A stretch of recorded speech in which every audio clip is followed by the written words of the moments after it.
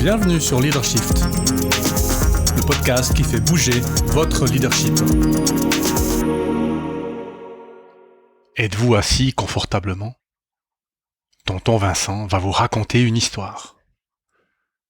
Il était une fois un guerrier samouraï des montagnes qui s'approchait d'un moine zen de petite taille pour lui demander « Dites-moi la différence entre le paradis et l'enfer ». Le moine, contraint de lever les yeux vers cet énorme spécimen physique qu'il domine, répond « Je ne te dirai rien ». Et il ajoute « Tu pues, tes vêtements sont sales, tu n'es pas rasé, ton katana est rouillé, et tu es la honte des samouraïs. » Le samouraï, dans une fureur aveugle, s'écrie « Daremo sono yoni samurai te hanasau koto wa sarimasen » Ce qui veut dire « J'aime les sushis de thon et d'anguille ». Non, ce qui veut dire « Personne ne parle à un samouraï de cette façon ». Il dégaine alors son katana pour terrasser le moine. Il lève sa lame au-dessus de la tête du moine. Ce dernier alors lève la tête vers le samouraï et lui dit « Ça, c'est l'enfer ». Interrompons ici l'histoire. Bienvenue dans un nouvel épisode de Leadershift. On va parler de vraies conversations aujourd'hui. Alors vous me direz, notre moine et notre samouraï n'ont pas vraiment une conversation, mais c'est un type de conversation. C'est une interaction qu'on pourrait tout à fait décrire légitimement par une conversation. Alors, je vous concède que c'est pas le type de conversation qu'on va avoir dans les ateliers ou les bureaux, parce qu'il n'y a pas souvent de katana, de samouraï et de moine zen, mais c'est une illustration relativement descriptive de ce qui se passe lorsque notre pensée devient étroite, trop focalisée, obsessionnelle, compartimentée, et principalement basée sur la survie. Une telle pensée de la part du samouraï est trop axée sur son propre ego à lui pour ajouter de la valeur à la conversation qu'il a avec le moine. Vous remarquerez, entre parenthèses, le samouraï des montagnes, qui est un spécimen physique, comme si toutes les personnes des montagnes étaient d'énormes géants. Vous remarquerez aussi que le samouraï vousoie le moine, et que le moine lui répond en le tutoyant.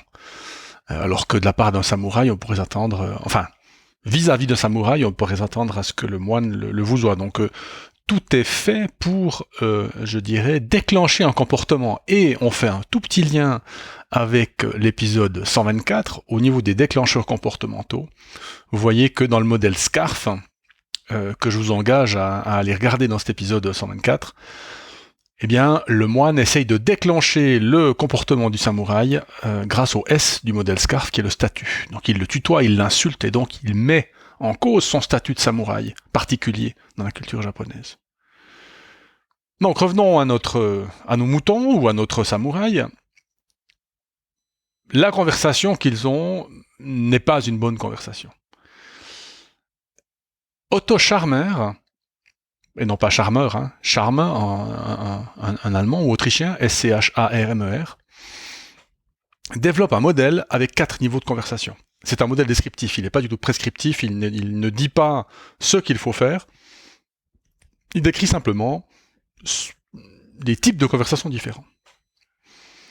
Le premier niveau est celui du download, du téléchargement standard, ou du parler gentiment, qui inclut les phrases creuses, la conformité, et de pas dire ce qu'on pense. Salut, ça va ? Ouais, ça va.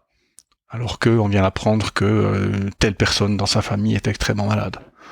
Ou bien qu'on vient d'avoir une très très mauvaise dispute avec son épouse ou son fils ou son grand-père ou que sais-je.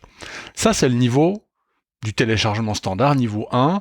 Et on voit que ce niveau de conversation, s'il permet une entrée en relation, s'il permet de donner quittance quand on n'a pas trop envie de discuter, ne permet évidemment pas une vraie conversation. Alors vous me direz, on ne veut pas toujours avoir de vraies conversations, mais nous, dans cet épisode, on a envie d'avoir des vraies conversations. Et d'ailleurs, nous, dans Leadershift, on a envie d'avoir des vraies conversations. Donc, pas de téléchargement standard, pas de niveau 1. Alors, c'est quoi le niveau 2 ? Alors le niveau 2, c'est le débat typique, c'est la dialectique standard qui consiste souvent à parler fort, à parler dur, à gagner à tout prix et à se confronter aux autres. Hein, on cherche la confrontation. D'ailleurs, j'étais samedi en préparation d'examen avec un groupe. C'est un examen qui a la forme du débat. Et donc, comme on était un nombre impair, eh bien impair, j'ai dû faire partie du débat. Et donc j'ai été un peu dur et je m'en suis excusé à la fin parce que j'étais dans le débat, j'ai voulu gagner et donc j'ai usé de tous les trucs que je connaissais pour gagner le débat. Et donc voilà, moi ça m'a fait me sentir pas forcément très très fier de moi dans un sens, mais dans l'autre c'est ce que le débat demandait. Donc vous voyez que le niveau 2 ne permet pas non plus toujours de bonnes conversations. Il y a des exceptions à ça. Ça veut dire que si on se met volontairement dans une forme de dialogue, j'allais dire de dialogue dialectique, mais de dialogue de débat, ça veut dire où on demande à deux personnes de défendre deux points de vue pour ensuite pouvoir en groupe discuter de la meilleure manière de faire. Alors là, pourquoi pas ? Par exemple, dans les méthodes agiles, méthode Scrum en particulier, lors de l'établissement des priorités. Il y a, on vote avec un jeu de cartes, avec des priorités de 1, hein, alors c'est la suite de Fibonacci, alors je ne sais plus exactement 1, 2, 3, 5, 8, 13, 21, etc. On prend ces chiffres et ils représentent les priorités. Et donc, on prend les deux, on a une table de 6 par exemple, et on va voter chacun la priorité. Alors imaginons que les chiffres, ça soit 2, 3, 5, 1 et 21. Eh bien, on prend les deux extrêmes, 1 et 21, et on leur demande de s'expliquer sur pourquoi est-ce qu'à leur avis la priorité c'est 1 versus 21. Et cette conversation est entendue par tous les autres. Donc dans ce cas-là, le niveau 2 de conversation de Charmer peut être un bon moyen d'avoir une vraie conversation. Mais vous voyez que ce n'est pas un débat, comment il faut dire, spontané. C'est on demande à deux personnes de défendre une idée qui est peut-être pas d'ailleurs forcément la leur. Donc le niveau 2 n'est pas le niveau le plus extraordinaire, mais c'est un niveau qui peut permettre d'eux. Ce qui caractérise ces deux premiers niveaux, c'est un ego central, un ego élevé. Dans le premier, parce que je me conforme, donc je pense à moi, je ne prends pas de risques, j'ai envie de protéger ma petite personne, et puis dans le deuxième, parce que j'ai envie de gagner. En revanche, il y a deux niveaux de conversation qui permettent de créer une vraie valeur. Alors quels sont ces niveaux ? Alors le niveau 3, eh bien, c'est le niveau qu'on a peut-être, en fait, malgré nous, déjà beaucoup étudié dans Leadership, c'est le niveau de l'enquête réflexive, où les individus s'expriment en se considérant comme faisant partie d'un tout. Ça veut dire s'expriment en tant que membre d'une équipe ou d'un groupe, et donc cherchent à savoir, cherchent à comprendre, cherchent à décortiquer.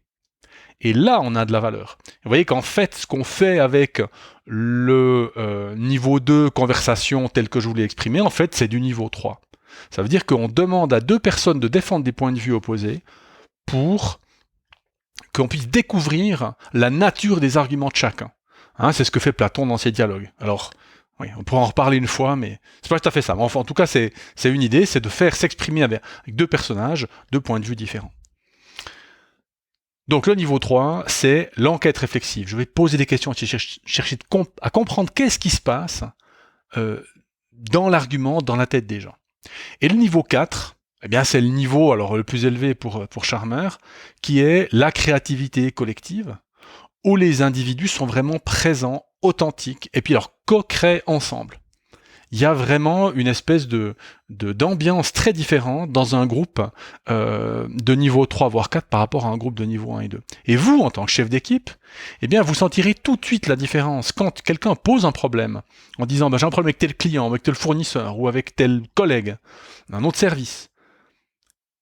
Et vous allez tout de suite sentir la différence dans un groupe avec une conversation niveau 1 et 2 et avec un niveau 3 et 4. Le niveau 3 et 4, vous allez vous sentir plus détendu, la conversation aura une meilleure valeur, les gens, les participants, les membres de l'équipe vont être beaucoup plus participants, beaucoup plus partie prenante. Et donc, en tant que leader, notre objectif à nous est de nous éloigner des niveaux 1 et 2 et de passer au niveau 3 et 4, évidemment. Et vous voyez que ce niveau 4, c'est la forme la plus élevée parce que ce niveau de conversation, c'est celui où tout le monde est connecté. Et tout le monde réfléchit dans ce moment à ce que ce moment leur demande en tant que groupe. On fonctionne en tant que groupe, plus en tant qu'individu. Donc vous voyez que on revient à l'ego. Ces niveaux 3 et 4 demandent un abandon de l'ego.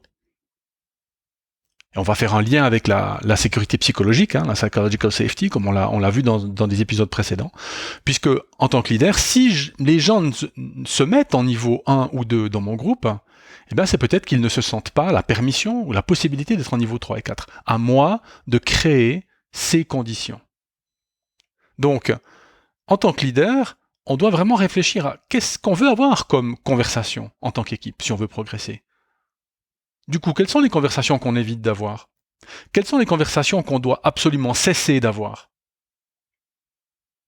La manière, du coup, d'avoir ces conversations est complètement différente. Et donc, ce qui se passe dans notre cerveau quand on commence à passer au niveau 3 et 4, eh bien, on passe de l'anxiété à une espèce de concentration détendue, à une espèce de... je ne veux pas dire de pleine conscience, parce que c'est pas tout à fait ça, mais il y a quelque chose de différent qui se passe. Je ne l'ai pas vécu non plus 50 fois, pour être honnête.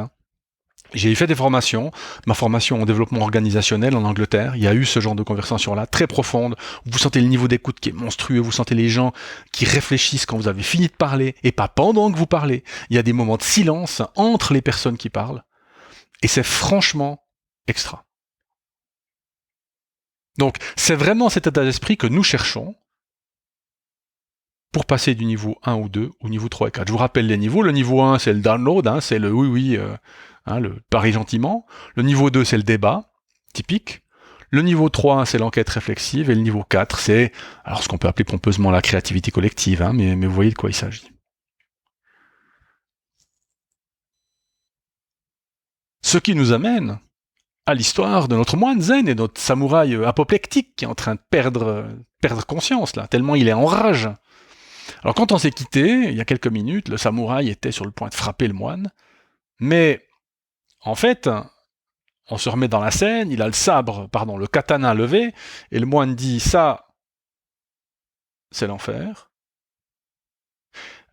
Le samouraï se rend compte en fait que le moine a presque donné sa vie pour lui donner une leçon sur la véritable nature de l'enfer. Le samouraï baisse alors son katana, s'incline profondément en signe d'honneur vers le moine, qui lève les yeux et dit au samouraï « Et ça, c'est le paradis ». Donc la connexion entre le partenariat développé par l'écoute profonde, c'est le pont qui relie chacun d'entre nous et la façon dont on peut faciliter le passage de nos conversations d'une conversation infernale à une conversation paradisiaque. Et pour ça, on doit absolument mettre notre ego de côté et nous laisser nous émerger dans la conversation. Voilà, je vous ai mis la source de cet article dans les notes de l'épisode de podcast. Comment est-ce que vous écoutez ce podcast, chers auditeurs et chères auditrices ? Parce que je me suis aperçu qu'il y a beaucoup de gens qui écoutaient sur le site internet, ce qui est quand même pas hyper facile. Moi, je vous propose en fait d'écouter ça différemment. Vous avez certainement un téléphone portable, un Android ou un iPhone, et bien sur chacune de ces téléphones, sur chacun de ces téléphones, il y a une application qui vous permet d'écouter les podcasts de manière beaucoup plus simple. Le podcast est téléchargé pour vous, vous pouvez l'écouter n'importe où, y compris il n'y a pas de réseau.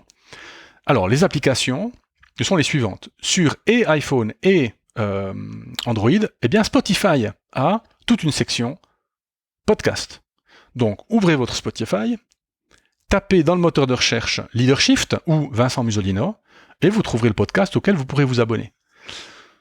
Sur iOS particulièrement, il y a Apple Podcast, et sur Android, il y a quelque chose qui s'appelle Google Podcast, il me semble.